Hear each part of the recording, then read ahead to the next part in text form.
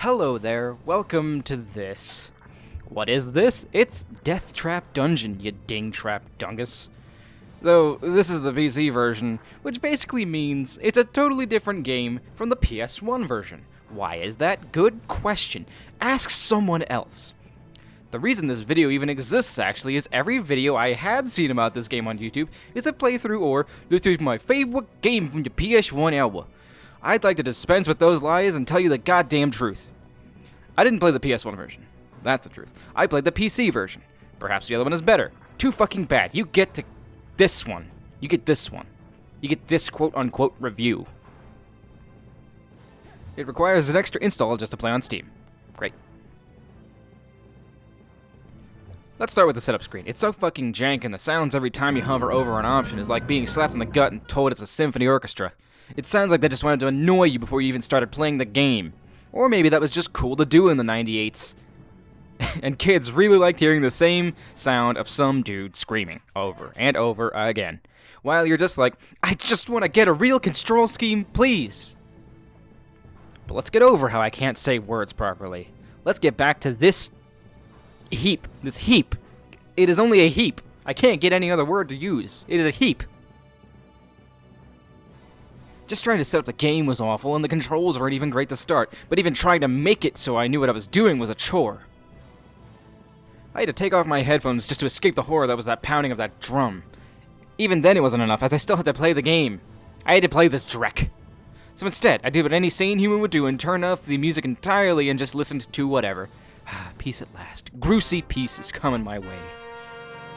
Every movement is... The music has only one song on an endless loop, and combat is barely passable if you'd even call it combat. It's a good thing I had caffeine in my system playing this game, otherwise I would have broken every one of my electronics and stopped playing. Instead, I had decided rather foolishly that I'd continue stabbing snake women to try and get that feather sword, while I felt like shit, hated myself, and ate a gingerbread man cookie. True story. True story. I actually did all of that.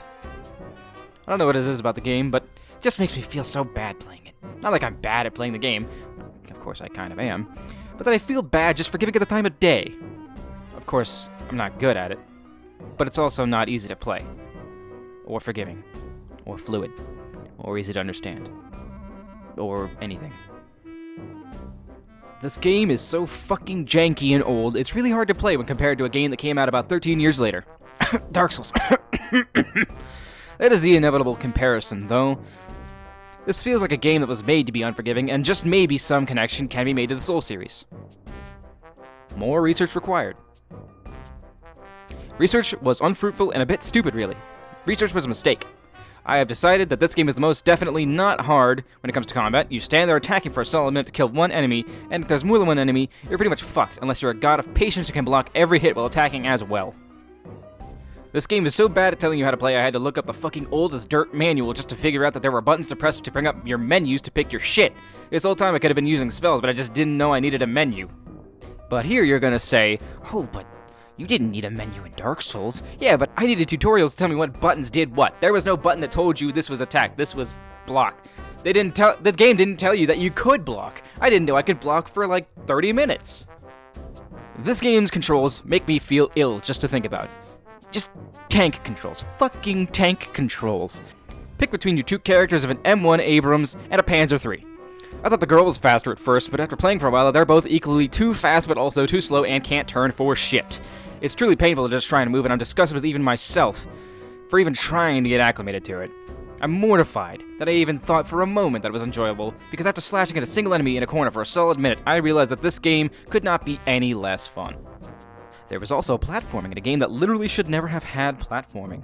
We also forget to mention our good old pal, jump scares that aren't jump scares but are actually just traps that kill you in a place called the Death Trap Dungeon, but you know what, that's still not good game design. Also, 2 words, War Pig. War Pig. Yes, for some reason there was an item called a War Pig and I did not get it at all, because I got immediately murdered after I found one in a chest. Fast forward 2 hours later, and it fucking turns out that the game gets much more manageable if you just use a good fucking weapon. Who would have guessed? After equipping the Venom Blade, or Feather Blade as I called it earlier, the Snake Women died in 2 strikes. Too bad that shit breaks, because it has durability. Durability in a sense that is not worth having. The magic is pretty shit too because, well, camera. It's nearly impossible to aim it, and it's only where your camera is facing. And the camera guy might as well be the novice cameraman trying to find a plot in an orgy while one of the girls is telling him he's taking his job too seriously and should just get his dick sucked. I think my main issue with this game is up until this point it's been just a struggle to play it. Maybe this really were 1998 and I had the manual and I had been waiting all day pissing myself in anticipation just to play Death Rap Gungan and waiting for my mom to get done watching her soaps. I would enjoy it a bit.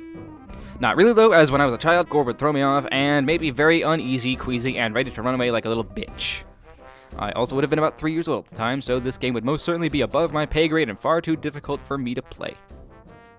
After hour upon minute of research, I finally figured out how to play the game properly. You just have to call upon the powers of the Almighty himself. That's right, you must type his holy name as you're playing and you will be gifted immortality. Just type in these words and you will be blessed by his great power. E-L-V-I-S. Yes, that's correct. The king himself will give you all the power you need to slay a dinosaur and feel nothing about it. So long are the days of a monster hunter where you must grind to become strong. We have Elvis in our lives. Spread his word and albums, and he shall bestow upon you greatness and a limitless health pool. I guess you could also type in tools. Mungo, that's with 4 M's, and Billy for some other stuff, but Elvis should be all you need. There are so many secrets in this game. For instance, say you're near a wall and you think, huh, looks odd, we'll just activate that wall and boom, secret was there. Or did you know that there was a pause button? It's P. Or perhaps, did you maybe know that the fact that you can backflip into a wall forever? Wild stuff, right? Also, as it turns out, this absolute ass disaster of a game was based off of a book of the same name. The Death Trap Dungeon book, however, was a choose-your-own-adventure book set in the same scenario. I would read it, but this isn't my other video series. Go check those out for books I've read. That series is reserved for books I want to read. After attempting to play this game for what felt like forever, sadly only about 4+ hours had been spent, and the taxi cheat not working right so I couldn't just jump to the end, I gave up. Yes, my friends, I will never see the ending, and I'm happy to say I don't give half a rat's sandwich. Mr. Rat can keep it and the game. I have a lot of trash to play, and a lot of actually good games I have yet to finish. I bought the physical copy of Bloodstained and haven't even finished it! Why the fuck did I waste even a whole hour on this? Okay, I'm going to be real with you. This game shows promise. It really would have been a decent game, if not for all the glaring issues. Yes, that's right, if it didn't have any problems, it'd be a good game. I know I'm asking a lot, but bear with me. I honestly think it deserves a remake of some kind with a better level design and revamped combat. They really did try. They have a sound mechanic where if you walk slower, enemies might not see you as easily. I don't know if it worked. That's pretty wild for such an old game, though. The gameplay is probably the part that could just be gutted and made new. It would make for a fun game, if so, since I actually was creeped out by the atmosphere, and that was probably the best part. The feeling you get running around, trying just not to get killed by what's around the corner. Perhaps that was actually the constant anxiety I feel from the discomfort of living in this world and have little to no idea of how to function in it. No, I think it was the game, actually. This game is only worth getting if you have a limitless pool of stamina and patience, and a wallet as deep as a thimble. It's like $1 on Steam on sale, if even that. And it does have a lot. It took me over 3 hours just to get to where I was. Anyways, I'm never playing this game again, no matter how much you pay me. But if you want to pay me, come watch me play games on Twitch. That's all I ask for now. No need to sub or donate or anything, just follow and enjoy the stupidity. I play good games over there, and only get angry every other stream, kinda. It's a real hoot. Other than that, I will thank you for watching and see you next time. Bye.